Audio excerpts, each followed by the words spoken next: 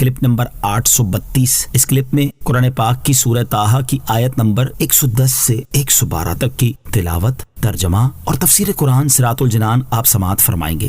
بسم اللہ الرحمن الرحیم۔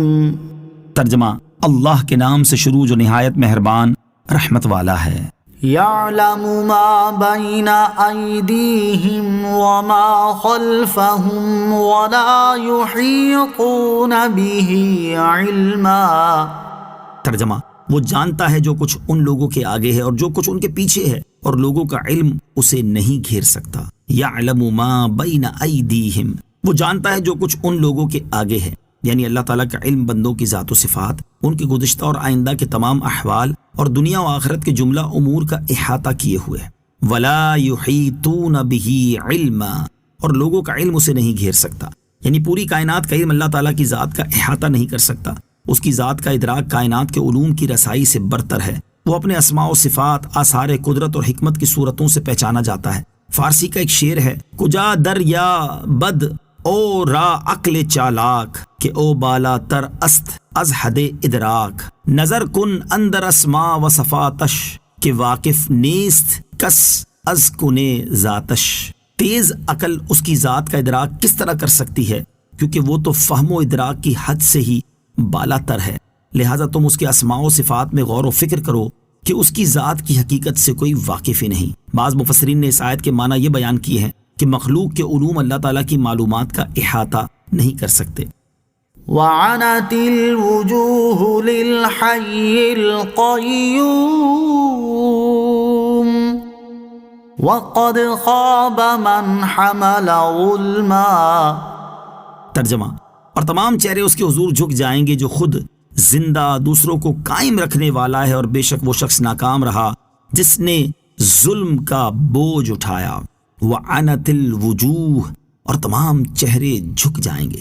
ارشاد فرمایا کہ حشر کے دن تمام چہرے اس خدا کے حضور جھک جائیں گے جو خود زندہ دوسروں کو قائم رکھنے والا ہے، اور ہر ایک شان عجز و نیاز کے ساتھ حاضر ہوگا۔ کسی میں سرکشی نہ رہے گی، اور اللہ تعالیٰ کے قہر و حکومت کا کامل ظہور ہوگا۔ اور بے شک وہ شخص ناکام رہا جس نے ظلم کا بوجھ اٹھایا۔ یہاں ظلم سے مراد شرک ہے، اور بے شک شرک شدید ترین ظلم ہے، اور جو اس ظلم کے بوجھ تلے دبے ہوئے موقف قیامت میں آئے گا تو اس سے بڑھ کر نامراد کون ہے؟ وَمَن يَعْمَلْ مِنَ الصَّالِحَاتِ وَهُوَ مُؤْمِنٌ فَلَا يَخَافُ ظُلْمًا وَلَا هَضْمًا۔ ترجمہ، اور جو کوئی اسلام کی حالت میں کچھ نیک اعمال کرے تو اسے نہ زیادتی کا خوف ہوگا اور نہ کمی کا۔ وَمَن يَعْمَلْ مِنَ الصَّالِحَاتِ وَهُوَ مُؤْمِنٌ، اور جو کوئی اسلام کی حالت میں کچھ نیک اعمال کرے۔ ارشاد فرمایا کہ جو کوئی اسلام کی حالت میں کچھ نیک اعمال کرے تو اسے اس بات کا خوف نہ ہوگا کہ وعدے کے مطابق وہ جس ثواب کا مستحق تھا وہ اسے نہ دے کر اس کے ساتھ زیادتی کی جائے گی، اور نہ ہی اسے کم ثواب دیے جانے کا اندیشہ ہوگا۔ نیک اعمال کی قبولیت ایمان کے ساتھ مشروط ہے۔ اس آیت سے معلوم ہوا کہ طاعت اور نیک اعمال سب کی قبولیت ایمان کے ساتھ مشروط ہے، کہ ایمان ہو تو سب نیکیاں کارآمد ہیں، اور ایمان نہ ہو تو یہ سب عمل بیکار۔ ہاں، ایمان لانے کے بعد کفر کے زمانے کی نیکیاں بھی قبول ہو جاتی ہیں، جیسا کہ حدیث شریف میں ہے۔ نیک اعمال اور لوگوں کا حال۔ علامہ اسماعیل حقی رحمۃ اللہ تعالی فرماتے ہیں، اس آیت سے معلوم ہوا کہ ہر مسلمان کو چاہیے کہ وہ نیک اعمال میں مشغول رہے اور گناہوں سے رک جائے، کیونکہ قیامت کے دن ہر شخص اپنے اعمال کے درخت کا پھل پائے گا، اور جیسے اس کے اعمال ہوں گے ویسے انجام تک وہ پہنچ جائے گا۔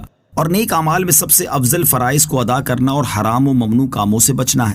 اسی سے متعلق ایک حکایت سماعت کیجیے۔ چنانچہ ایک مرتبہ خلیفہ سلیمان بن عبد الملک نے حضرت ابو حازم رحمۃ اللہ تعالی سے عرض کی، مجھے نصیحت کیجیے۔ آپ رحمۃ اللہ تعالی نے فرمایا، تم اپنے رب عز و جل کی پاکی بیان کرتے رہو، اور اس بات کو بہت بڑا جانو کہ تمہارا رب عز و جل تمہیں وہاں دیکھے جہاں اس نے تمہیں منع کیا ہے، اور وہاں تجھے موجود نہ پائے جہاں موجود ہونے کا اس نے تمہیں حکم دیا ہے۔